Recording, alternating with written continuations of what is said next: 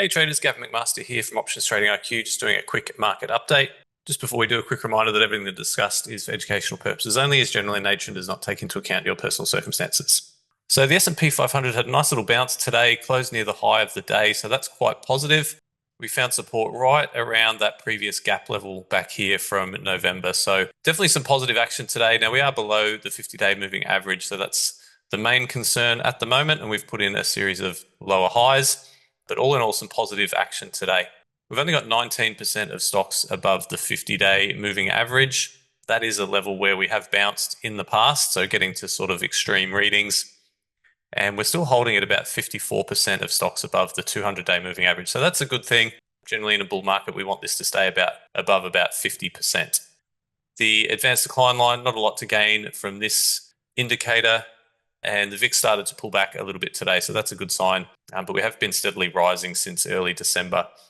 Now, the other thing I always check out when we're in a bit of a correction is the VIX term structure, which you can do at vixcentral.com, a free website. And we're in what's called contango, where we have low volatility in the front months and higher volatility in the back months. That's what we normally see in a bull market 90% of the time. And the fact that we're correcting and we're still in contango, that is a good sign. The opposite, of course, is backwardation, where we have high volatility in the short-term options, and then it goes down like this with lower volatility in the long-term options. So backwardation is what I kind of call panic mode. We're not really in that at all at the moment. The correction so far is pretty orderly, nothing to be too concerned about. These percentages, when we're in a bullish run, are usually a little bit higher. So they're a little bit low at the moment, and I'm just keeping an eye on this. If this starts to flip into negative in any of these first 2 or 3 numbers, that's when we get into backwardation, and that's when we start to get a little bit more concerned. So one of my favorite sayings is bad things happen in backwardation. So keep an eye on this one, and just remember this as well for any time the market's correcting, to be sort of checking this each day. If it's a normal market and we're heading upwards, I only check it really once a week. The NASDAQ as well, it did bounce off the lows right off that 500 level. Now, the positive thing here with the NASDAQ is we're seeing pretty solid accumulation distribution line. So there's not a lot of selling going on. This basically just measures whether people are buying or selling on the down ticks and the upticks. And this is sort of saying that people are buying the dip a little bit. So I feel pretty confident here that we may get a decent sized bounce here at some point. Generally looking pretty good. What we don't want to see is a big decline in this, which would indicate distribution. It means people are sort of selling. Now, we do have a little bit of hard work ahead of us because we are below the 50. We're below the 21-day moving average, which is starting to roll over and decline. So definitely a little bit of work to get back to the highs and some resistance on the upside, but looking a little bit better today, which is good. And there was some key action in some other stocks today, like Apple had a really nice reversal. And you can see here really strong accumulation over the past month, even over the past 2 or 3 weeks as we've been dropping. That accumulation line has been pretty strong. So seems to be a lot of people buying the dip here in Apple.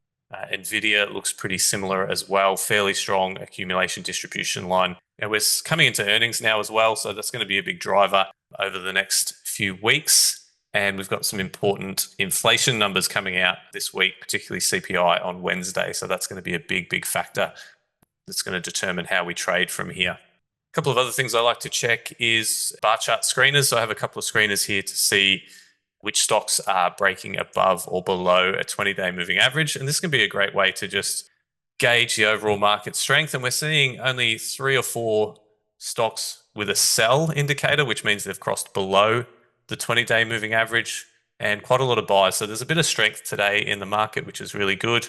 I usually run the same thing for the 50-day moving average and the 200-day moving average as well. A little bit of a mixed bag here, probably about 50-50 between buys and sells. This can be a great way to find some trade ideas as well. You can see JP Morgan here breaking above the 20-day moving average, CVX as well. And then what I'll do is I'll come in and take a more detailed look at those particular stocks and just see how they are shaping up. And look, this is a great example of a bullish setup on JP Morgan. Beautiful bounce here off the 50 and 21-day moving average.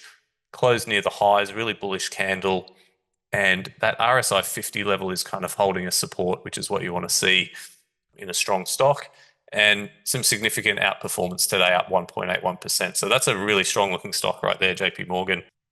If it was a serious correction, we'd see everything selling off, whereas we're seeing little pockets of strength. So I think it's just a run-of-the-mill correction for now, and there's nothing to be too concerned about.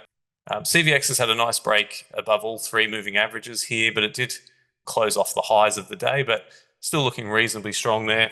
Energy generally has been really, really good. XOM is a lot weaker, but really nice bullish candle today. And if we just have a look at USO, I've been selling puts on USO for the last couple of months, and they've been doing really, really well. Getting a little bit overbought here, but a very nice short-term uptrend here in USO. Let's have a look at Amazon. Another stock that's looking reasonably good, RSI 50, 40 to 50 is holding. That's what we want to see in an uptrend. It's holding above that rising 50-day moving average as well, and a pretty strong accumulation distribution line. So nice looking stock there. Marvel Technology is another one that I think looks really, really good. That RSI is holding above 50. The pullbacks are not really very strong. It's strong relative performance and a nice accumulation distribution line, holding well above that rising 50-day moving average. So I really like the look of Marvel. ANET is another one that looks pretty good. It had a nice little reversal today. Strong accumulation we've seen over the past month or so. So looking really good there. So those are the main things I've been watching. I did notice that Investors Business Daily have dropped their exposure level to 20 to 40%, which makes sense. There's been a lot of distribution days. So it's a good time to be, adding some hedge trades, or at least having some hedge trades in place. You're not going fully positive delta. But at the same time, with volatility elevated, it's a great time to be selling puts and put spreads on stocks and ETFs that you really like, that you're happy to take ownership of. What happens when volatility rises? If you normally sell a 25 delta, for example, at the moment with higher vol, that 25 delta is going to be further away, gives you more of a margin for error on your trades. So that's kind of how I'm handling things. I'm still selling puts on stocks and companies that I want to take ownership of, with the odd little hedge trade, adding some negative delta selectively where I can on the indexes or stocks that are looking particularly weak. So those are my thoughts. Hope you enjoyed the video. If you've got any questions, please reach out. Otherwise, best of luck with your trading for the rest of the week.